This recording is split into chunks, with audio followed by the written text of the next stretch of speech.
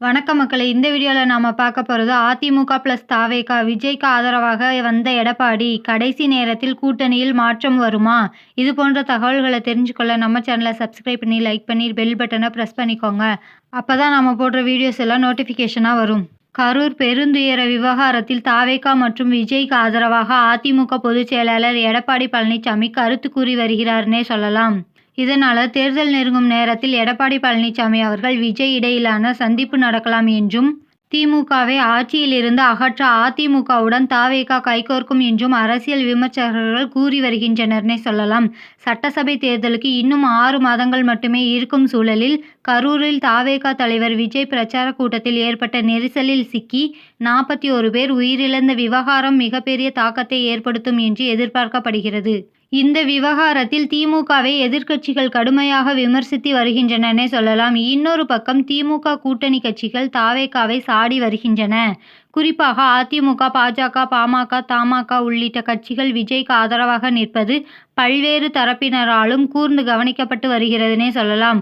அது மட்டுமில்லாமல் பாஜக தங்களின் நாடாளுமன்ற குழுவை கரூருக்கு அனுப்பி விசாரணை நடத்தி இருக்கிறதுனே சொல்லலாம். அண்ணாமலை தொடங்கி பாஜகவினர் அனைவரும் விஜய்க்கு ஆதரவாகவே கருத்து தெரிவித்து வருகின்றனர்னே சொல்லலாம். அதிமுக பொதுச் செயலாளர் எடப்பாடி பழனிசாமி தொடங்கி அத்தனை தலைவர்களும் திமுகவை குறை கூறி வருகின்றனர். இதனால் தமிழக அரசியல் களத்தில் மாற்றம் ஏற்பட்டுள்ளதாக பார்க்கப்படுகிறது. ஏற்கனவே அதிமுக பொதுச் செயலாளர் எடப்பாடி பழனிசாமி பிரச்சார கூட்டம் ஒன்றில் பேசுகையில், பிரம்மாண்ட கட்சி ஒன்று நமது கூட்டணிக்கு வருகிறது என்று தெரிவித்தார். அந்த பிரம்மாண்ட கட்சி யார் என்று நேர்காணல் ஒன்றில் கேட்டதற்கு, தேர்தல் நெருங்கும் போது தெரியவரும் என்று கூறி சஸ்பென்ஸ் வைத்தார்.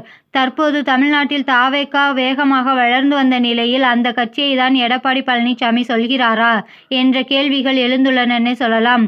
அது மட்டுமில்லாமல் பாஜகவுடன் கூட்டணியில் இணைவதற்கு முன்பாக அதிமுக, தாவேகா இடையில் பேச்சுவார்த்தை நடைபெற்றதுனே சொல்லலாம்.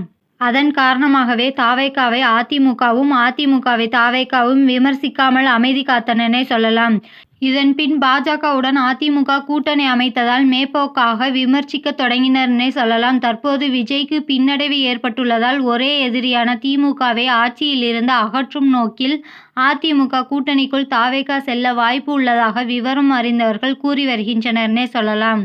ஏற்கனவே அதிமுகவுடன் கூட்டணி வைக்க தாவேகா தலைவர் விஜயும் ஆர்வமாக இருந்தார்.